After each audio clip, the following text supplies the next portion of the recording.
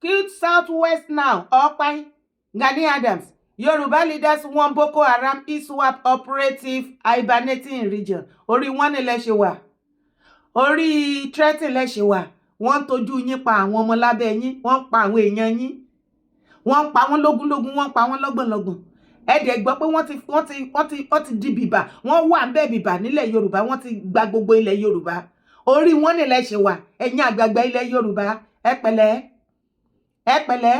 Iyo tẹ́ bá ti wá issue warning yẹn òun náà fi wá sá fún yín. Mo iye ọdún tẹ́ ti issue warning. Yoruba land is not this. Southwest will never be that. Kedekake show stop wọn. Change tactics. Ibi tẹ́ ti máa ń jẹ́ ká ní problem lélẹ́yìí o. Mo dẹ̀ ti sọ wípé mi ò fẹ́ máa ní problem pẹ̀lú yín. Ṣùgbọ́n ẹ̀yin gangan ẹ̀yin yé tọ̀nà wá wàhálà. Okay, kí lẹ fẹ́ ká wá mú jáde nínú gbogbo right up tẹ́ kọ síbí. Ṣé gọ́vnà tí ẹ̀ ń rojọ́ wípé ISWAP Boko Haram gbogbo wọn o lákúráwàsó wọ́n ti gba gbogbo ilẹ̀ Yorùbá. Àti gbọ́ ẹ ti sọ àti gbọ́ action lókù ti gbogbo ọmọ Yorùbá both home and abroad. Action lókù tá à ń béèrè lọ́dọ̀ yín. A fẹ́ gbọ́ àbí kí ló fa wọ́n ní ṣe ká lè sọ wípé ẹ̀ ń threaten kan lè sọ ká okay kí àwọn ká lè sọ wípé ẹ̀ ń ṣiṣẹ́ ẹ̀ ṣe nǹkan kan ló ń jẹ́ bẹ́ẹ̀. Tẹ́ ẹ bá ń ṣe nǹkan ni ẹ ní rojọ́ ló online. Ẹ má rò ipa fúlò. Mo ń sọ fún yín wípé Yorùbá tẹ́ mọ̀ lánàá ó ti yàtọ̀ sí tòní. A dẹ̀ ti sọ fún yín pé àgbà tó bá kọ̀ tí ò kẹtàn sọ̀rọ̀ tí ò bá kẹhùn sọ̀rọ̀ á kẹtàn sáré o. Ẹni rán ni ẹni bá bà láàmọ̀ nínú yín eré lẹ máa pè é. Mo ní Yorùbá ti jó a ò sùn mọ́. Action la nídìí. Gbogbo ẹ̀yin gọ́vnà Southwest ẹjọ́ ríro yín ti pọ̀ jù. You too talk. Ṣé minister ṣé ẹ ti di minister ẹ ti gba information minister mọ́ṣẹ́ yín ni? Ẹ ti pariwo síta Ṣèyí Mákindé ti pariwo gọ́vnà Ṣèyí Mákindé ti pariwo síta láti iye ọdún ta ti ń pariwo tẹni rọ́là ń pa. Okay, gọ́vnà Ọ̀yọ́ state ti wá confirm ẹ̀ fún yín nìyẹn. Ṣé kò dẹ̀ yẹ kẹ́ ti bọ́ sínú action? Èwo ṣìlẹ̀ yóò fò àtàdánù online ní ìgbà tí gbogbo ṣó dìgbà tó bá pa gbogbo ọmọ ilẹ̀ Yorùbá tán? Ṣó dìgbà yẹn torí kí ló fẹ́ jọ́? Killed Southwest now Okpai or die. Gani Adams àti kí tó ní kí ló fa threatening? Ṣé àwọn ISWAP lákúráwàs Boko Haram gbogbo wọn ṣé wọ́n sọ̀rọ̀ síta tó fi ń ṣe yín tó ń ṣe ọmọ Yorùbá lọ́ṣẹ́ tó ń ṣe gbogbo Nàìjíríà lọ́ṣẹ́? À ń béèrè ní ṣó dìgbà tó bá tún repeat kan tó lọ ṣe ní Ọ̀wọ̀ lọ́sàn gangan àbẹ́lẹ̀ tó ṣe ní Ìbàdàn ní alẹ́ yẹn ṣó dìgbà tó bá tún repeat ní another place ìgbà yẹn lẹ̀ tó wá bọ́ síta tẹ́ ẹ̀ múra kankan. Kí ló máa ń ṣẹ̀yìn people wọ̀nyí náà? Ẹ̀yin lẹ máa ń fún somebody like me ní oore ọ̀fẹ́ láti lè máa sọ̀rọ̀ sí yín. Èmi kì í búùyàn ọ̀rọ̀ ni mo máa ń sọ. Tó bá wá jó èébú létí ẹ ìwọ ló mọ̀ àjẹpọ̀ gbọ́ Yorùbá nìyẹn. Torí èébú òun dùnyàn lọ títí wàá dùn ẹ díẹ̀ wàá gbàgbé ọ̀rọ̀ náà wàá máa rántí títí láíláí ni. Ẹ̀yin ọmọ ìran Yorùbá ẹ̀yin ìran mi both home and abroad ẹ jẹ́ ká pa òǹpọ̀ ká pa ọ̀rọ̀ pọ̀ náà. Ẹ jẹ́ ká fóun ránṣẹ́ sáwọn gọ́vnà àti Gani Adams náà pé àfẹ́jọ́ wọ́n ti wà ń bẹ̀ wọ́n ti wà wọ́n ṣẹ̀ṣẹ̀ fẹ́ wà ilẹ̀ Yorùbá ò sí fún gbogbo yẹn kò ní gbà gbogbo yẹn ó ti cast. It don cast. Action ni gbogbo wa dúró báyìí tá à nánú tá a fẹ́ gbọ́ ohun tó ń pè ní Yorùbá kẹ́ ẹ fi fèsì wọn. Ẹ lọ́jà rere sí mi. Wọ́n tún continue bí wọ́n ní some minors hiding there Gani Adams. Gani èmi ò hate ẹ bẹ́ẹ̀ ni ṣùgbọ́n àwọn nǹkan tí òun ṣe yìí ó wà lára nǹkan tó ṣe rò pé bí wọ́n hate ẹ because àní gbà ẹ̀tàn jẹ́ lásán ni. Tó bá dé rí wípé trade pọ̀ látọ̀dọ̀ àwọn ọmọ Yorùbá because we are tired of ẹjọ́ ẹwẹ́wẹ́. Wọ́n fi ìyàn joyè wọn kì í fi ìyàn joyè àwòdì kó má lè gbẹ́dì yẹn náà káyọ̀dé máa expect pé inú wa máa dùn. No inú wo lè dùn. Wọ́n fi yín jẹ oyè wọ́n fi Gani Adams jẹ oyè wípé lọ máa gbọ́ information ibi tí àwọn terrorists wọlé sí nílẹ̀ Yorùbá. Oyè wípé wọ́n ti wọbẹ̀ ó ti gbọ́ ìwọ ni kó lọ sọ́ọ̀sì fún information. Ìwọ yẹn náà ni tó bá dẹ̀ ti gbọ́ information tó dẹ̀ rí pé genuine ni ó yá action kó tẹ̀lé. Káwa dẹ̀ máa gbọ́ pé yes ká dẹ̀ máa pariwo àbí bẹ́ẹ̀ bá dẹ̀ ṣe jẹ́ bẹ́ẹ̀ bá dẹ̀ fẹ́ apá ẹ ṣáà lọ action. Àbí ẹ̀yin èèyàn mi kí lẹ ní mo sọ tẹ́ bá nírọ́ ni mo pa ẹ jẹ́ àjọ wo fídíò yìí. Ogunlọ́gọ̀ àwọn obìnrin ní ìlú Arárọ̀mí Ìbèṣè ni wọ́n jáde tí wọ́n fi ẹ̀hónú wọn hàn lórí bí Fúlàní ṣe ń dà wọ́n láàmú lórí oko wọn. So wọ́n jáde wọ́n dìde lọ fẹ̀hónú wọn hàn fún kábíyèsí ọba ìlú Ìbèṣè. Àwọn wọ̀nyí àwọn rèé.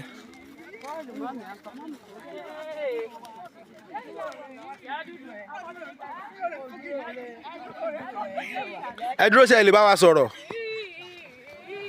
Ẹ̀yin tẹnu ọ̀rọ̀ wọn ní kẹ́ wá sọ̀rọ̀ o. Wọ́n ní ẹ wá sí máa ń sọ̀rọ̀ o. Ìyá ọ̀rọ̀ kì bá wọn ní ẹ wá sọ̀rọ̀. Kí ló máa jáde sí? Kí ló tí mo ní kì í rè lọ? Ìyá ọ̀rọ̀ kì bá. Ìyá ọ̀rọ̀ kì bá wọn ní ẹ wá sọ̀rọ̀. A rí i pé ogunlọ́gọ̀ obìnrin ẹ̀ ń fi ẹ̀hónú yín wọ̀n jẹ́ lè sọ nǹkan tó ń dùn yín lọ́kàn tó ń ṣẹlẹ̀ gangan. Ṣé ẹ rí bí mo ṣe wà bàbá mi? Á dà fún yín ayé yín. Àwọn obìnrin rèé o. Wàhálà ti pọ̀ jù o. Arárọ̀mí o. Bá mi gbé ọmọ tí mo bí sínú igbó o. Ibi tí wàhálà yìí gbé pọ̀ dé, ọmọ yìí inú igbó ni mo bí sí. Yọ bá mi yọ kalẹ̀. Ọmọ yóò ti dé gbogbo. Fúlàní ń bọ̀ o, Fúlàní ń bọ̀ o, Fúlàní ń bọ̀ o, mo la fẹ́ gbà lóru. Mo bá mú ìyá ẹ̀ dìgẹ̀dìgẹ̀ ká lọ sá sínú àkàlóko. Àdókò bẹ́ẹ̀ báyìí lónìí inú dé mo ni mo fẹ́ gbà. Láago kan òru. Ó dà kò sí bó bá jẹ́ lóòótọ́ àtòdodo bó bá jẹ́ láàánú kan ni nǹkan ò ní ṣe é. Gbogbo máa tó bíi wákàtí kan lọ́mọ bá bọ́ okùn tá a fẹ́ fi dáwọ̀ mo bá má dà ká yọ apalára àkà ká gbẹ ká fi dáwọ̀. Omi tó wà lóko nídìí àkà ni mo fi wẹ̀ fọmọ ó kà ti wálé ńgbà tílẹ̀ mọ́ mo bá ní kó dúró lóko kí n wá wọ abúlé bóyá èrò á ti padà sábúlé bàbá ara àwọn èèyàn kọ̀ọ̀kan bàbá padà wá sábúlé ọmọ ìyá bíi inú ogun Fúlàní ni o tí Fúlàní ò jẹ́ àgbàdo o gbogbo àgbàdo gbogbo àgbàdo ohun tó ń ṣe fún wa nìyẹn o gbogbo ńlá o. Kí Fúlàní má jọba lé wa lórí àfẹ́ wọn mọ́ wọ́n máa lọ àti bẹ́ẹ̀ ti dé tán tá a bá wà lóko ìbẹ̀rù òyìn la fi ń wà lóko Fúlàní. Mo gbé àgbàdo ẹ̀rùn tí mo gbé pẹ̀lú oyún nínú mo ṣá oko pẹ̀lú oyún nínú àwọn màálù la jẹ ilá tí mo gbé àwọn màálù jẹ gbogbo ẹ̀ mo gbé òtí ní ẹ̀wà àwọn màálù mọ̀ bẹ́ẹ̀ wọ́n ti bẹ gbogbo ẹ̀wà yẹn sílẹ̀ ẹ̀wọ̀n kò ní ṣe fún ìwà ọ̀dọ́ kí n máa bẹ ọjà rẹ̀. Ó dáa kílẹ̀. Èyí tẹ́mi fẹ́ sọ bẹ́ẹ̀. Fúlàní bá ní àǹtí wákìndó òbò fún ẹgbẹ́ kí ló dé. Èyí tẹ́mi fẹ́ sọ kí wọ́n jọ kí wọ́n gbà á lọ́wọ́ àwọn Fúlàní. Mo foyún sínú mo fi dáko àwọn Fúlàní wọ́n parí ẹ̀ gbogbo nǹkan ní wa ni wọ́n kọ́ àtúgbẹ́gbà burú sóko àwọn Fúlàní tún la bẹ̀rẹ̀ he nígbà tí wọ́n parí látán. Ó dáa. Ìjọ ọ̀pọ̀lọpọ̀ àwọn èèyàn mo fi ń jẹun lábúlé o. Kí lẹ fẹ́ kí ká. Ogun State nìyẹn Ìbèṣè náà pé níbi tí cement factory Dangote tó wà ní Ogun State ṣe bẹ́ẹ̀ rí àwọn ìyá yẹn bọ́yẹ̀ túra wọn sí hòhò ìwọ náà gbọ́ ọ̀rọ̀ lẹ́nu wọn ní ìgbà tí mo gbọ́ fídíò yẹn orí mi tóbi báyìí ṣe lomi kàn dà lójú mi ẹ gbà mí torí Ọlọ́run níbi tí wọ́n ti ń sá fún ogun Fúlàní ní orí ilẹ̀ baba ńlá baba wọn tí kì í ṣe pé wọ́n kọjá àyè wọn wọ́n ní láti mú aboyún wọ inú igbó lọ háìdì sí inú igbó kìjikìji nínú oko lábẹ́ igbó ibẹ̀ tẹ́ńsọ̀n mu ó go into labour lójijì emergency ó ga o ó wá go into labour àbí sórí yẹn kò yẹ lẹ́nu ní kò kọ́ ẹ́ lára ibẹ̀ ló bí ọmọ sí kò sí nǹkan tó fi máa já placenta àdá ẹjọ́ tí wọ́n bá wá rí àdá ṣé yín náà fẹ́ fi gé placenta náà gbà mí lórí ilẹ̀ bàbá wọn ṣé eyín ni wọ́n bá fi gé placenta àbí wọ́n á fi okùn wọ́n á fà á já ṣé Ọlọ́run má lágbára ìwọ ọmọ náà bó ṣe ń ta bọ́ńbọ́n wá ṣoríire ọmọ yìí ayé ò ní bàjẹ́ wàá di pírẹsidẹ́ǹtì wàá di olóríire èèyàn ọmọ yẹn tó ń bí sínú igbó olóríire ọmọ ni ẹ́ gbogbo ọmọ lolóríire ọmọ wa yàn á yanjú níbo lórí burúkú ọmọ wa ìṣẹ̀dá ọmọ wa ò ní gbàbọ̀dẹ̀ lápapọ̀ ẹ̀yin náà ẹ máa gbóru sítórì tí gbogbo wọn sọ yìí sìn kéèyàn kan sì wá máa bọ́ síta máa rojọ́ àmọ́bi tí wọ́n wà o kí ló kan àwa ẹbí òkè nígbà tẹ wá sọ fún wa nísìnyí wípé some minors àwọn tó ń wakùsà àwọn ni wọ́n háìdì wọn ṣé káwa òkè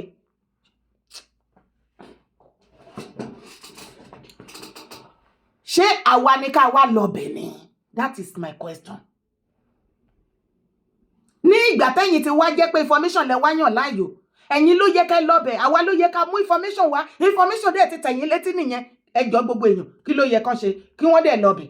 Ohun tẹ́ ẹ máa lò gẹ́gẹ́ bí irinṣẹ́, ó wà lọ́wọ́ yín. Kò dẹ̀ séèyàn tó máa sọ wípé ẹ lọ bẹ̀, ẹ lọ protect àwọn èèyàn yín. Ìjọba wa sọ wípé ṣe lẹ lọ pààyàn. Láyéláyé, gbogbo wa la máa pariwo pé ṣe lẹ ń protect wa. Ó bá jẹ́ normally protect, bó ṣe yẹ kẹ́ ṣe protect o. Kí ló wá fa ẹjọ́?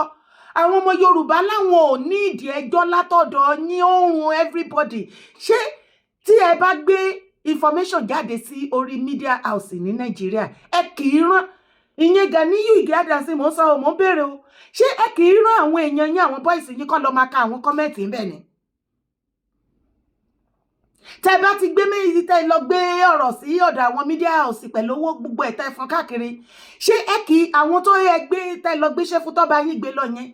Ẹ jọ̀ọ́, ṣé ẹ kì í àwọn ò ní energy láti padà lọ read comment tó wà lábẹ́ nǹkan tó gbé fáwọn media houses? Torí tí mo bá ka gbogbo àwọn comment tó máa fi sábẹ́ àwọn write up yín, wàláì Gani Adams ò ní padà bọ́ síta láíláí wá sọ wípé ẹ yo information kan níbì kan. Ọlọ́run kò wá ṣe Yorùbá nìkan, at everybody not ti wá wọ́n ti sún wọn information tí Gani mú síta all the time. Ó ti sún everybody. Wọ́n ní action. The last time tẹ́ fi sí orí kíní níbi comment section, mo kàn ń gbọ́ ìrọ́pọ̀ Fenowu Gate. This one dey this country, this one still dey, this one dey live. Where e dey sis? Irọ́ ni o. Ẹ má dá lóhùn o. Ṣẹ́yìn kì í ka comment ni. Ẹ tún wá dé níbí sìn, ẹni ẹyọ. Àwọn tó ń wakùsà, àwọn náà hide wọn. Ìgbà tẹ́ ti mọ àwọn tó ń wakùsà tẹ́ hide wọn, ẹ lọ bẹ́ẹ̀. Tán bá sọ di wèrè mọ́ yín lọ́wọ́ ẹ ti kámẹ́rà bọ́ kíní tàn wí kẹ́ jẹ́ kí gbogbo àgbáyé gbé ká pariwo wọn síta. We will support anybody tó bá dúró lórí òtítọ́.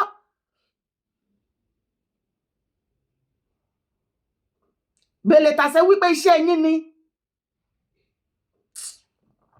Ẹ ti recruit Àmọ̀tẹ́kùn 1000. Ìkọ́ bẹ̀rẹ̀ iṣẹ́, ó tiẹ̀ ti wá dá ẹni tó gbẹ́ kòtò tí ìgbẹ́jẹ ẹni tó kó síbẹ̀ ò tí kan lápá. Eyo.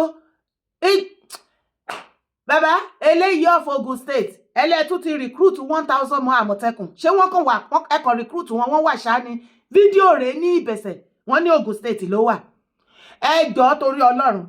Ẹ kó àwọn Àmọ̀tẹ́kùn àti old àti present, ẹ kó gbogbo wọn kí wọ́n lọ help àwọn ìyá wọn yìí. Àbí àánú wọn ò ṣe yín ni? Ẹ jẹ́ káàánú wọn ṣe yín now. What is all this? Go. To prevent this rise in security following this development, stakeholders including the Ààrẹ Ọ̀nà Kakanfò of Yoruba land, Ìbà Gani Adams, the Yoruba Council of Elders, YCE, Soludero Hunters Association and Oodua People's Congress, OPC, have issued a stern warning to Boko Haram and ISWAP member hibernating in the region to leave the southwest now or die. Oh, ẹ̀dẹ̀ ń jẹ́ kí ló fẹ́ máa bí mi. Mi láìkì kọ́ tẹ́ ń ṣe yìí, àbẹ́yìn èèyàn mi láìkì ẹ̀ ni. Ẹjọ́ kí ló fa ẹjọ́ tó tẹ́lẹ̀ yìí sí lórí pé kẹ́kọ̀ọ́ lọ dìde kẹ́ lọ fi kíní pàdé kíní bẹ́ẹ̀. Ṣé ó dìgbà tó bá ya wọ ìlú lọ́sàn gangan tó bẹ̀rẹ̀ sí ní gbọmọ lẹ́yìn ìyá ẹ̀? Torí mi ò understand yín. Ṣé ó dìgbà tí wọ́n bá ya wọnú patí lọ́sàn gangan tó kó wọn nínú patí tó rù wọ́n lọ?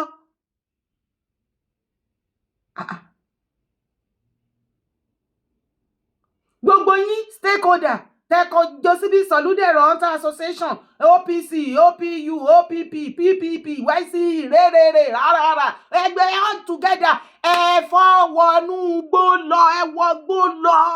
Ẹ má lọ kú mi ní kẹ́ wọgbó kẹ́ lọ kú, ẹ wọgbó kẹ́ lọ ṣe nǹkan tó yẹ kẹ́ ṣe, ẹ fẹjọ́ wẹ́wẹ́lẹ̀. Action, ẹ fi pàdé action. Ẹ wá wo fídíò yìí.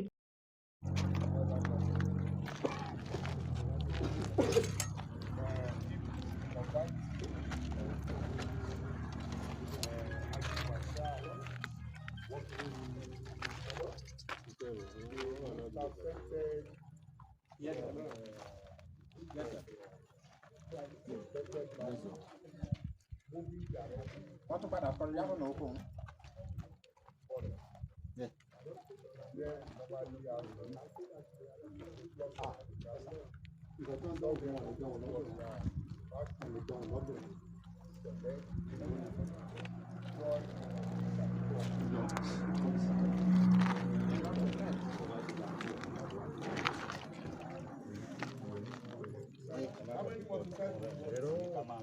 Mélòó motorcycle wọn ju.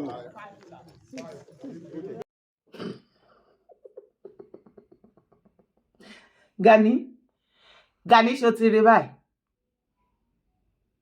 Ìkẹ́rẹ́ Èkìtì ló ti ṣẹlẹ̀ fídíò yẹn according to àwọn tó sẹ̀ǹdẹ̀ sí mi. Àwọn hunter ibẹ̀ àwọn ni wọ́n wọgbó lọ tí wọ́n ń tán protect àwọn aráàlú. Ǹjẹ́ orí lọ́jọ́ kọ̀ọ̀kan wá fi information wá sí kó sọ wípé association of hunter Ìkẹ́rẹ́ Èkìtì yo wọ́n ti rí wọn o, wọ́n ti mọ hideout wọn o, wọ́n ti mọ ibi tán ń lọ o, wọ́n ti rọ́kadà wọn o, wọ́n ti rí kinní kan. Wọn ò wá rojọ́, wọ́n ṣiṣẹ́. Nǹkan tá a fẹ́ nìyẹn. Àbí kí lẹ ní mo sọ gbogbo ọmọ Yorùbá? Ẹ̀yin tẹ́ bá súnmọ́ Gani Adams generalismus bó ṣe pé bóyá pé rẹ̀ ẹ bá wa sọ fún wọn pé generalismus àsìkò tó náà at least látìgbà tó ti joyè ẹ̀ẹ̀kan tí ẹ̀ try kó ti action bọ̀ kínní.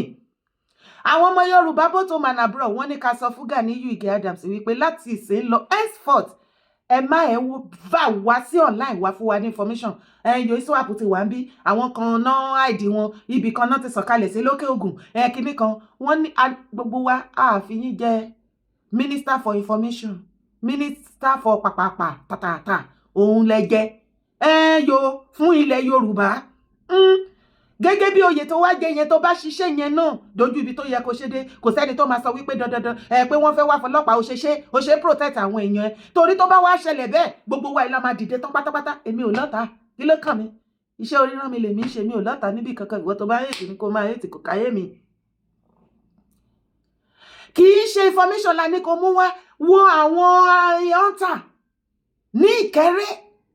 Wọ́n dìde torí wọ́n rí pé ìlú wọn àwọn èèyàn wọn life wọn àti property wọn jẹ wọ́n lógún. Mò ń fi àsìkò yíra wó ẹ̀bẹ̀ sí gbogbo ẹ̀yin state tó kù, gbogbo ẹ̀yin town villages everywhere tó wà nílẹ̀ Yorùbá. Ẹ̀yin hunter tó wà bẹ́ẹ̀ dìde na hunter association ẹ kóra yín jọ ní àwọn area kan lẹ́kìtì tí orúkọ ìlú yẹn wà lọ́wọ́ mi. Àárọ̀ àwọn tó máa ṣiṣẹ́ láàárọ̀ wà, ọ̀sán alẹ́ bọ́n ẹ̀ ń rotate ẹ̀ mọ́ra wọn lọ́wọ́ nìyẹn. Do the same thing. Ṣùgbọ́n ó dàbẹ́ ni wípé ìkọ̀kọ̀ wà bíi tí mo rí tí Gani kọ síbí. Ó ní Adams revealed that as the Yoruba generalismo countless letters have been written to Southwest governors on the need for collaboration, adding that all has fell on deaf ears. Eléyìí tó wá gbẹ́nu tán. Eléyìí tó wá jẹ́ pé gbogbo Southwest governor ló wá sá ló yí pàkọ́ sí Gani báyìí. What can fa?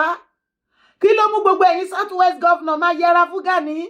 Ṣé fún lẹ́tà ìyá ni? Kí ló ṣẹlẹ̀ láàrin yín? Gani báwo ni ìwọ náà ṣe rìn? Báwo ló ṣe rìn tí gbogbo governor ilẹ̀ Yorùbá tí wọ́n gbá tiẹ̀ mọ́? Fear of Tinubu is the beginning of wisdom new. Wàhálà yóò wá pọ̀ jù báyìí torí Ọlọ́run. Ẹ má jẹ́ kí gbogbo rògbòdìyàn tẹ̀yin pípù yìí pọ̀ láàrin ara yín kó jẹ́ kó mi tẹ̀yin wọ̀gbìn ilẹ̀ Yorùbá lẹ́nu. Irú ìgbésí ayé tẹ̀ ń gbé gbogbo yìí kò dá o.